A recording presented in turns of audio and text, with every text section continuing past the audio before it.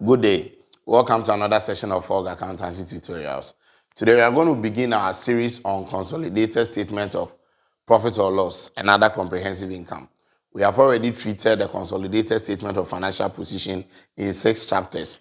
Today we're going to begin the consolidated statement of profit or loss, and I'm going to take you step by step as I did with the consolidated statement of profit or with the consolidated statement of financial position, so that you would understand and appreciate how the profit or loss statement is consolidated, including that of the statement of changes in equity. Then when we are done, we can take a question that combines both the statement of profit or loss and the statement of financial position. Now, the statement of profit or loss, when it's being consolidated, is a very easy thing to do. It's simpler than that of the statement of financial position. It's a very simple concept that you need to understand. We know that consolidation simply means adding across, okay? So you're going to be given financial statements, statement of profit or loss for the parent company and for the subsidiary. The parent company is the holding company, and you are going to add across like we do in consolidation. Now, in the statement of financial position, we report as a single entity, and usually we don't consolidate certain things like the retained earnings and then the equity of the subsidiary. But when it comes to the statement of profit or loss, basically it's income and expenses, and we accumulate, we consolidate both. We just add across, okay, with some few exceptions that I'm going to talk about. Okay, so just have it in mind that the idea is that we are going to add up both income and expenses of the entity or the group, but we have to take certain things into consideration. Like I said, I'm going to make it step by step. Okay, part 1, I'm going to deal with the basic understanding of what it means to consolidate profit or loss. Then from part 2 of this video, I'll start introducing the non-controlling interest concept, and then we advance on that. Okay, so for now, have it at the back of your mind that we are just going to learn how to add across, and then some basic principles that you need to understand. Now, in consolidating the statement of profit or loss, like I said, we are going to add across with a few exceptions or adjustments that we are going to make. And the adjustments that we are going to make, I want us to take note of some few adjustments that we need to make before we consolidate. The first one is about impairment of goodwill. Now, goodwill impairment, we know that with a consolidated statement of profit or loss, we are adding across sales, a cost of sales, administrative expenses, and then the other expenses to get net profit before interest and tax and all that. But we need to take note of impairment of goodwill. When there is impairment of goodwill, just as we did with the consolidated statement of financial position, with the impairment of goodwill here, we are going to treat it as an expense, preferably an administrative expense, except the question says otherwise. Okay, so impairment of goodwill when you are consolidating must be treated as part of administrative expense. So for example, if you have the parent company's administrative expense to be $100 and then the subsidiary's administrative expense to be $70, and then there is a goodwill impairment somewhere in the additional information, or you worked it out and you had a goodwill impairment of $30, then in consolidating the administrative expense of the group, you are going to add that of the parent, which is $100 plus $70 of the subsidiary plus the goodwill impairment of 30. Take note, we will add, we will not subtract, because in adding to the expenses, you are rather reducing profit in the end. So that is the treatment for impairment of goodwill. Anytime you are consolidating a profit or loss statement and you see a goodwill impairment, you add it to the administrative expense or administrative cost, except the question states otherwise. So that is basically the first adjustment that you must know. Now, having understood how to treat impairment of goodwill with consolidated statement of profit or loss, one other thing that I would want you to take note of is what I call fair value adjustment. Now, fair value can change anytime for non-current assets. Now, when assets are fair valued, you should understand that the values of the assets will either go up or come down. Now, even though we are not dealing with statement of financial position here, however, if it is stated in the question that there is an asset that has been valued upward or downwards, then note that the valuation of the asset, depending on the date that it took effect, can have an effect on depreciation, because you know that once the asset was valued upwards from the beginning of the year and has not yet reflected in the books, and the value of the asset has maybe gone up from maybe $1,000 or $10,000, the asset has gone up to $12,000. Now, if you had not taken charge, you know that there is an excess of 2,000, which is a revaluation surplus, upward revaluation surplus. Now, if the question says that the asset was revalued from 10,000 to 12,000, and also mentions that this revaluation has not reflected in the books, but it was done at the beginning of the year, then of course, whatever depreciation figure you have in your statement of profit or loss will not be correct, because you would have depreciated the asset based on the 10,000. However, the asset's value at the beginning should have been 12,000. So the extra 2,000 value of the asset, if you depreciate your assets at the rate of 10% per annum, then it means that there should be an extra depreciation on this 2,000, which will increase your depreciation expense by 200 cedis. That is the 10% of 2,000. So therefore, inside your consolidated statement of financial position, if depreciation is treated as an administrative expense, then when you are adding up the expenses, you add up the 200 also as an additional depreciation. That is one thing you should be taking note of. So even though when they give you the assets value, sometimes people see questions like that and they ask themselves questions like, why is it that I'm dealing with profit or loss and they are giving me the value of an asset that it has gone up when I'm not dealing with the statement of financial position? What the examiner wants you to know is that that asset's value changing has an effect on depreciation, and therefore you are going to adjust it on your administrative expense. So that is the second thing you should take note of. Because after taking you through these 4 or 5 important things for now, I'm going to give you the format and we are going to look at a question for the part 1 of this video. Then in the part 2, I'm going to introduce you to other bigger things like the non-controlling interest estimations and some other adjustments. So that is one thing you should know, please.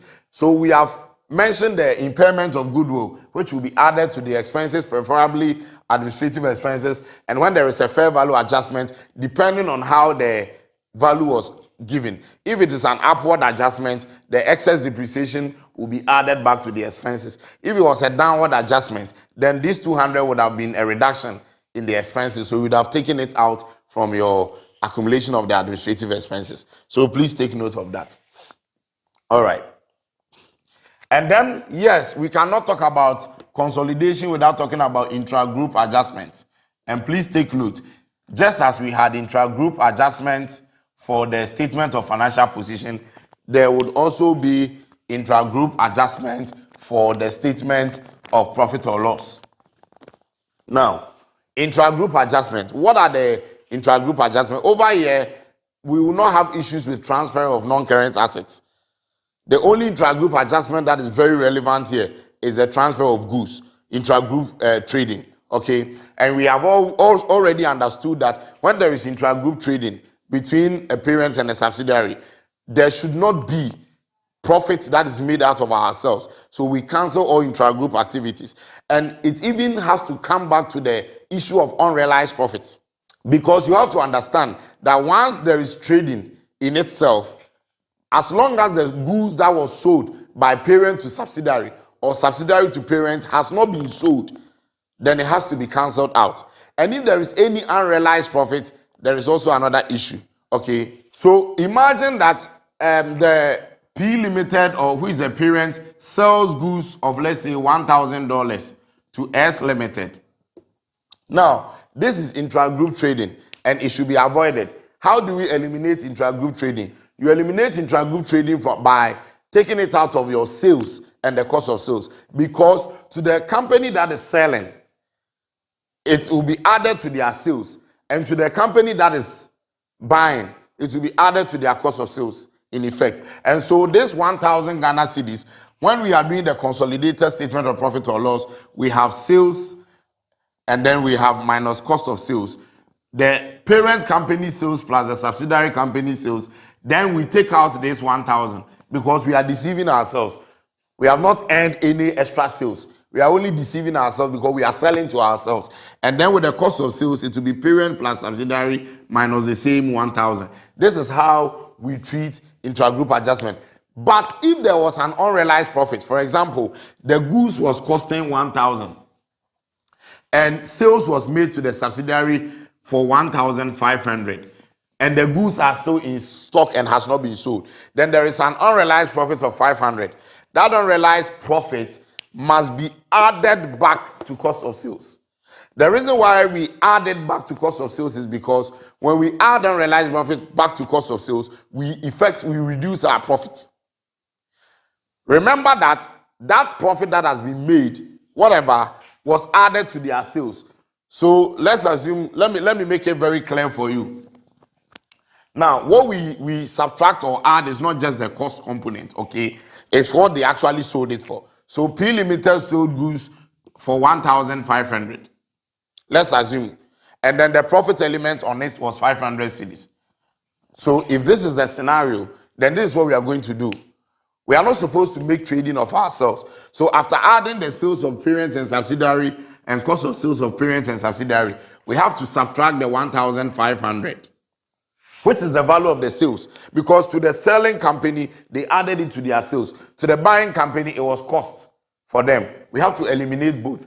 Then we still have to add back any portion of the unrealized profit that is not, you understand unrealized profit, any portion of the goods that has not been sold. Assuming that all has not been sold and the profit of it is 500, we need to add back the 500 to the cost of sales of the group as an unrealized profit. However, if we are told that half of these goods, for example, half of them has been sold, then it means that out of these 500 profits, half has already been realized. Half of 500 is 250. So therefore, even though the actual profit element, even though the actual profit element on the sales is 500 cedis, but only 250 has not been realized. Therefore, only the portion that has not been realized will be added. So here is it. When it comes to intra-group adjustment with sales, always have to subtract the value of the sales, including the profit element. Subtract the value of the sales from your sales value and subtract it from your cost of sales. Because to the selling company, it is sales.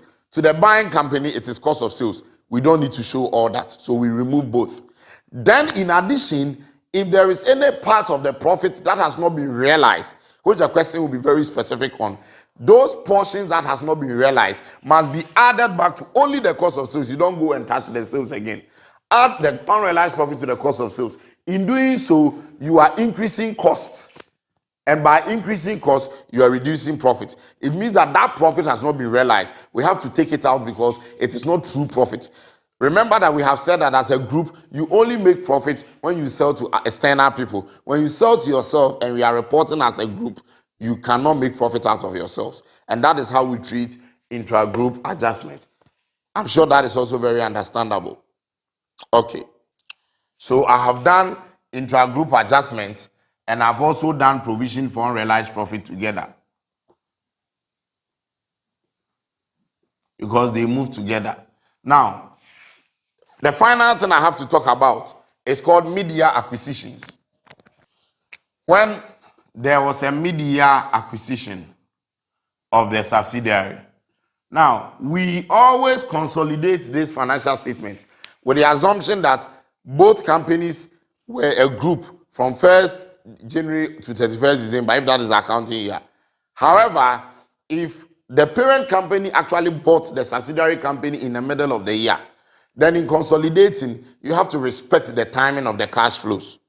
You have to respect the fractions of the months in which they owned. So for example, if the company was bought on 1st April and the accounting year ends 31st December, from 1st April to 31st December means that the entity owned the subsidiary for 9 months. So in consolidating the profits of the subsidiary, you realize that first 3 months of the year was not owned by the parent company. So everything that you are consolidating, you apply the fractions. So everything you apply 9/12 in everything. And that one you understand when we solve a question that is similar to that. Okay. So when you are consolidating the sales will be times 9/12. Cost of sales will be times 9/12. Everything will have to respect the timing of the months. That is what it means. It's not anything difficult. It's just like the 1 month ownership basis that we use for depreciation. So please, ladies and gentlemen, you need to take note of these 5. These are the 5 most basic things that I want to do in this video that we are going to add across. Of course, we are going to add across. I'm not going to talk about NCI in this video. I'm also not going to talk about sharing of the profits after consolidation in this video. All that I'm going to do is how to consolidate.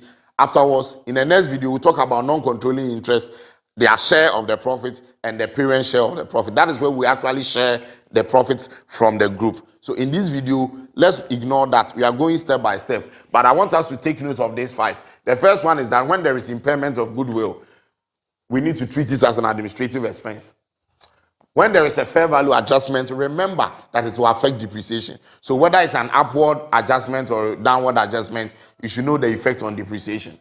And depreciation will go as an administrative expense by default, except it is stated otherwise. Intra-group adjustment. We know that when there are sales, we have to eliminate the sales from both the sales of the group and the cost of sales. And if there is any unrealized profit, we add it back to the cost of sales. And also, if there is any media acquisition, we respect the timing of the cash flows. And that is exactly what I want us to do. So I'm going to give you a quick format, and then we'll take a short question, and we are done for the first part of this lesson. Okay. Now, I'm going to give you a quick pro forma. But before I do that, let me also talk about one thing I didn't say with the intra-group adjustment, the dividends issue. Now, when it comes to intra-group adjustment, once one company has invested in another company, the parent company definitely has invested majority shares in the subsidiary. So they are entitled to receive dividend as a single entity, okay, or as a separate entity. So there will be dividend receivable on the statement of profits or loss, and there could be dividend payable. Those ones has to do with changes in equity items. But however, it could be there that you see dividend payable and dividend receivable. Now, the dividend, if this is the parent and this is the subsidiary, the dividend receivable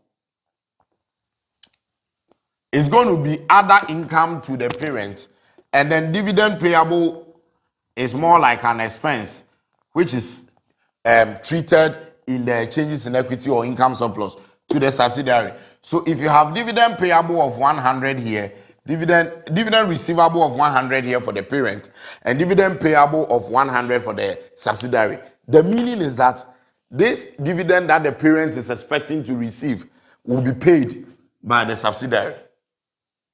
In consolidating them as one entity, we cannot pay dividend to ourselves. So we have to cancel out this and that. It will not appear in the consolidated statement of financial position because they are only paying the dividend to their parent company. But in consolidating, we present them as one entity. Therefore, they cannot pay themselves dividend. However, if you see dividend receivable to be 250 here and dividend payable to be 100 here, for example, then what it means is that the parent company may have invested in other entities that are bringing an expected dividend of 250, but the subsidiary may be paying only the 100. So what we do is that we only cancel out the portion of the dividend receivable that is coming from the subsidiary. Therefore, when we cancel out this 100, we'll cancel out only 100. So when we are consolidating, we are still going to see the difference of 150 in the consolidated statement of profit or loss, just because we have cancelled out only that which is receivable from the subsidiary. But those that are receivable from other investing vehicles, we don't care. We still receive them because they are not part of our group. I hope you're understanding. So we are going to cancel out intra-group dividends that are receivable from the subsidiary. And the question will be specific for you to know. All right. So now let's look at the pro forma. So we'll start by saying consolidated statement of profit or loss for the year ended. In fact, we will have another comprehensive income as well, definitely, as we move on. So other comprehensive income will also be added. For the year ended, then it will move like that.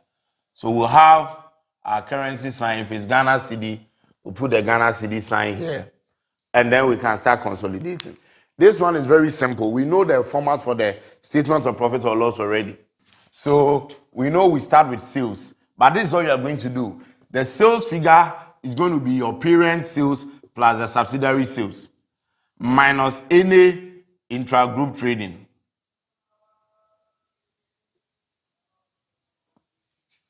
So intra-group trading, right? So parent sales plus subsidiary sales minus any intra-group trading. You put it under your currency sign. You can show your notes column as well. Then we know we take our cost of sales from the normal income statement. And your cost of sales to consolidate is that of your parent plus subsidiary minus intra-group. Minus any intra-group sales plus provision for unrealized profit, PURP. So any unrealized profit will be added back to the cost of sales. And then you can put that here and put it in bracket. Then you take out. So here you are not going to consolidate the gross profit, I beg you. We don't consolidate. There will be gross profits for both entities. You don't consolidate that. Just manually subtract what you have from the sales that you have gotten to get your new gross profit. Because once you consolidate the gross profit, you're going to have a wrong figure. Because a lot has changed with your sales and the cost of sales. So after your gross profit, we know we add administrative expenses.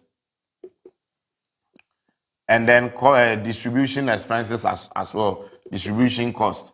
Now with administrative expenses, it is your parent company's the P is for parent company, S is for subsidiary. So you add your parent company's administrative expense plus subsidiary. Then you know other things could come in, like fair value adjustment, goodwill, a lot of things can change here. So if there is any fair value adjustment, let me make it FVA, and then goodwill impairment, make it JI. Just something like this. Or any other thing that could still affect administrative expense, whether positive or negative. So even the fair value expense adjustment could be negative. Goodwill impairment, we add it. So just understand. Once you do that, you have it. You put it in bracket. And then distribution cost will be parent plus subsidiary. If there is any relevant adjustment, you work on that. Then you do this. So once you are done with this, we know you have your operating profit, which is your net profit before interest and tax. And that one, you don't consolidate. You don't add up. You have to subtract manually your cost from the gross profit to get that. And then you have your finance cost or your interest. And the finance charge or interest will be consolidated. That will be that of your parent plus subsidiary, as simple as that. So you consolidate that, you bring it out. And then from there, you have your net profit before tax.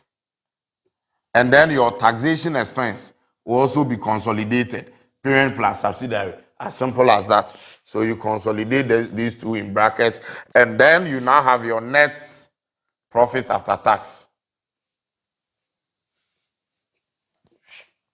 Now, after your net profit after tax, you know there could be other comprehensive income. But for now, let's just look at it up to this point. Okay, so this is how it is consolidated. When there are other comprehensive income, we also consolidate it. But we also be looking at consolidated income surplus or changes in equity, which we could even extend from here. And then we can also look at sharing of the profits. From here, we'll share the profit, but I told you that will be in the part 2 of this lesson. So this is the pro forma of the consolidated statement of profit or loss. Okay, so we are going to look at a question.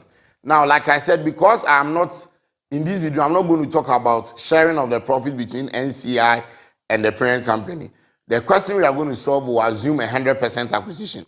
Once the parent bought 100% of the shares in the subsidiary, there will be no need to share the profit between NCI and the holding company. And therefore, let us look at the question and let's quickly solve it together to get our first basic understanding of this topic.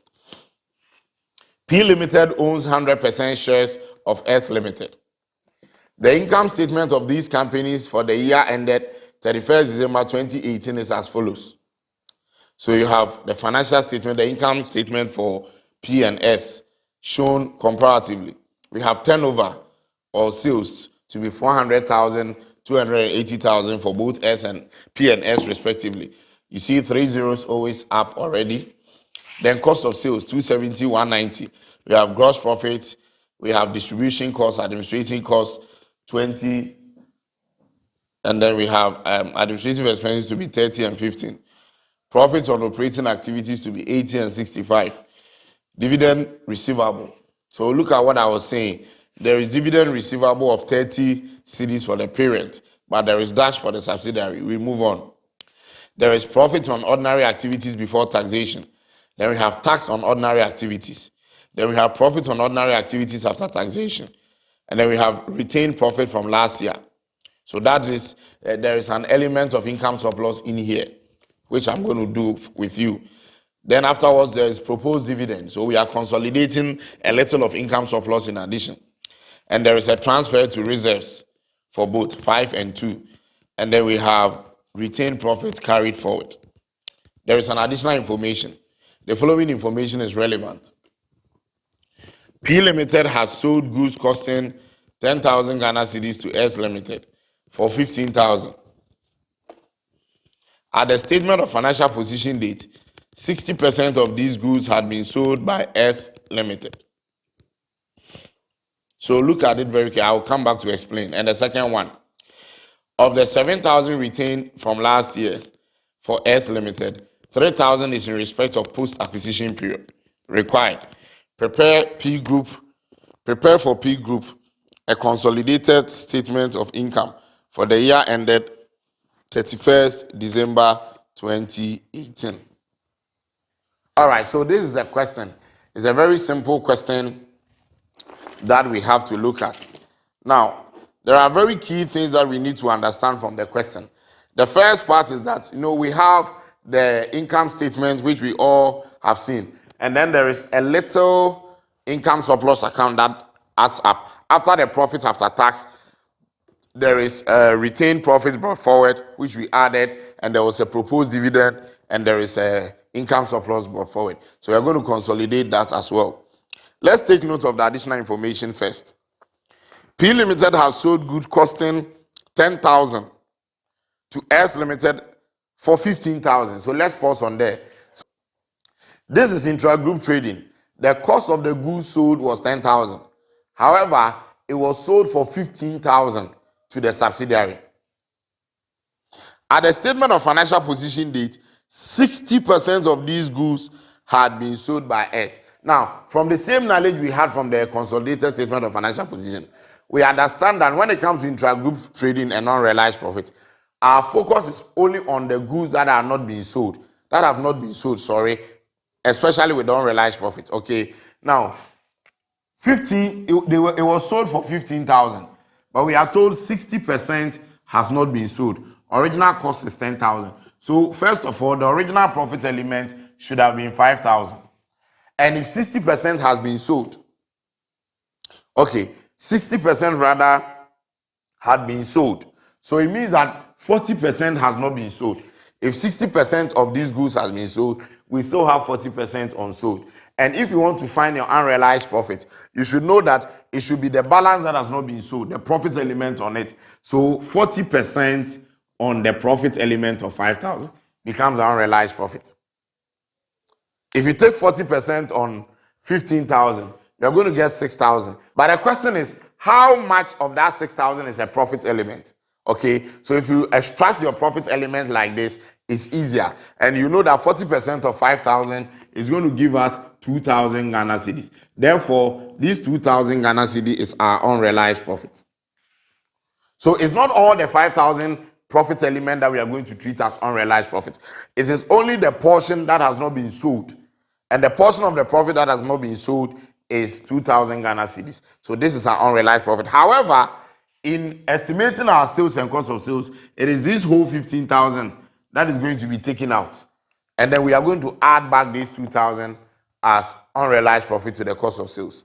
So please take note. Then the second adjustment is on the dividend.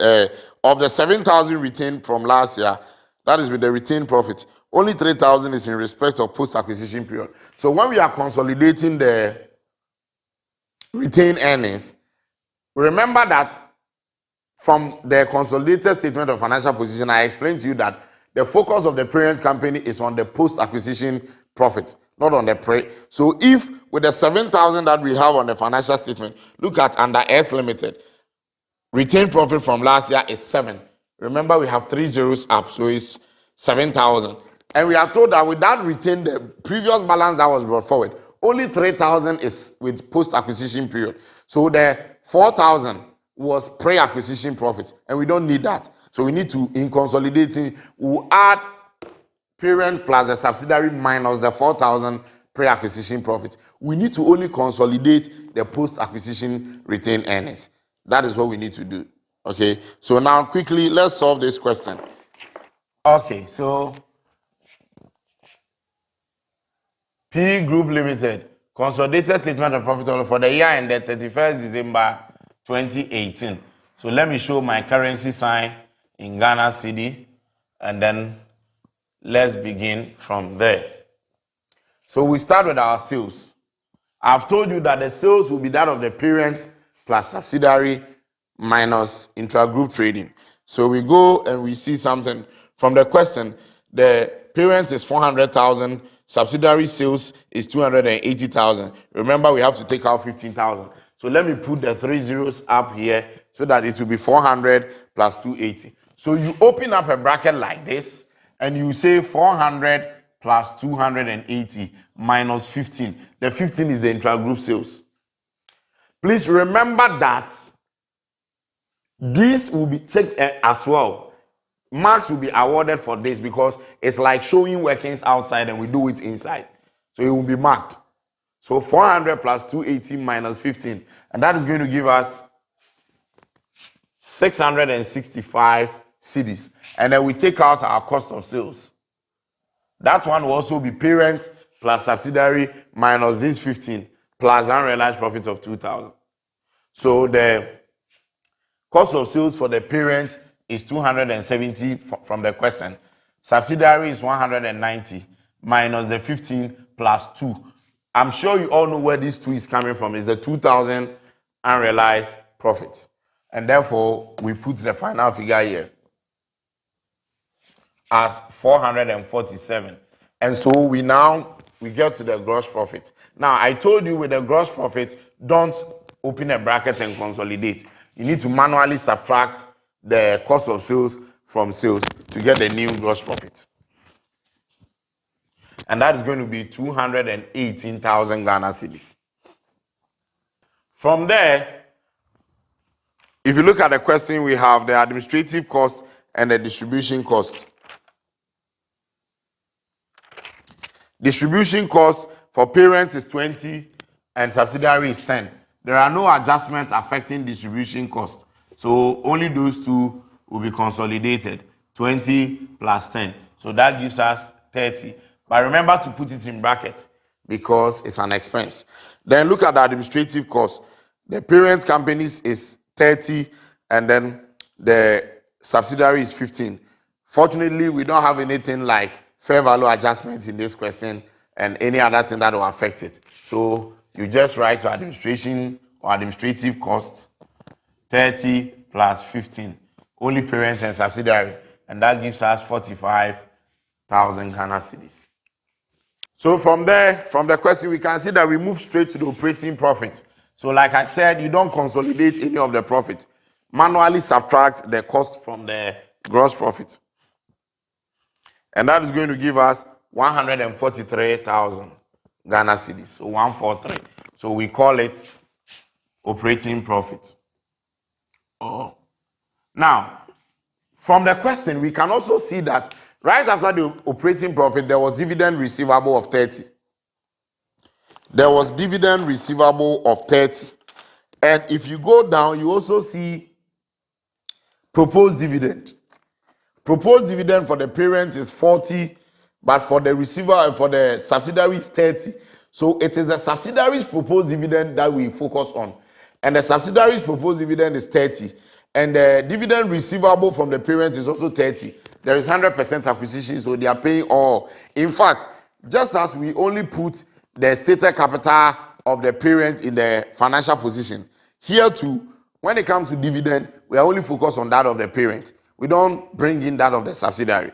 So we cancel out 30 with a 30. Therefore, we are not going to write any dividend receivable here because it's going to be cancelled out with the dividend proposed and payable by the subsidiary. So we skip that. We are not going to talk about the dividend receivable in the consolidation. So yes, right from there, we look at our tax on ordinary activity because we move again to the same profit. So this operating profit becomes a net profit before interest and tax. Now with the tax, I told you tax, we just consolidate. There is no finance charge. Let me talk about that. Yes, in this question, there was no interest. If there was interest or finance charge, we would have consolidated that first. But because there isn't, we just take away the tax to get the final profit. And the tax for the parent company is 17, for the subsidiary is 11. So tax or taxation expense, 17 plus 11. That is going to give us 28 in brackets, so that we have our net profit after tax.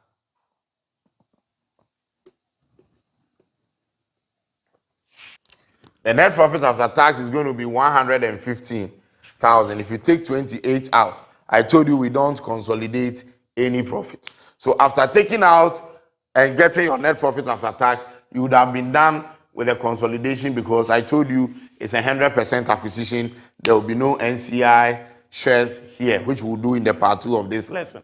So right from here, then we look at the income surplus that follows. Now we see that there is an opening balance of retained profit from last year, 11 for the parent and 7 for the subsidiary. So watch what I'm going to do. Retained profit from last year. In other words, is the opening balance. It is 11 for the parent, 7 for the subsidiary. However, we are told that the 7 that is for the subsidiary, additional information too, says that of the 7,000 retained profit from last year of S Limited, only 3,000 is in respect of post-acquisition period. Therefore, out of this 7, 4,000 or 4 is pre-acquisition. So we do not need to include the pre-acquisition profit in the consolidation of the group. Therefore, it will be the 11 plus 7 minus 4. So you always have to take out the pre-acquisition profit from your consolidation of the opening balance of your income surplus. And that is going to give us 18 minus 4, which is 14. All right. So when we get 14, we can add up and we have 129 as our profit before we pay out the dividends. Now let's look at the dividend. The dividend for the parent company is 40, subsidiary is 30, but we cannot bring in the subsidiary's dividend. I've told you it is cancelled out with the dividend receivable. Only the parent company's dividend must be shown, and therefore only the 7 must come. Therefore, dividend proposed is going to be only the 40 of the parent company. And remember, there is also a transfer to income surplus. Is it a transfer to reserves? Okay. Transfer to reserves, the parent company transferred 5,000, the subsidiary is transferring 2, and therefore we can bring both. So transfer to reserves, 5 plus 2, and that is going to be a minus of 7. And so finally, we have our final balance carried down for the retained profit or income surplus. So 129 minus 40 minus 7 is going to give us 82,000 Ghana cedi because of the 3 zeros up. So ladies and gentlemen, we are done solving this question. I don't think this is a very difficult topic to do. You just need to understand these basic principles, and then you can repeat this video and then try solving a basic question like this. In the part 2 of this lesson, I'm going to take you into partial percentage acquisitions where we'll deal with non-controlling interest, and then we'll learn how to share profits after consolidation. And then also we'll not just look at a simple income surplus, but going forward we'll look at a complex statement of changes in equity that we need to consolidate as well. Remember to subscribe to this channel if it's your first time. Share this video and let others have a benefit. And until we meet again for part 2, it's bye for now. Thank you.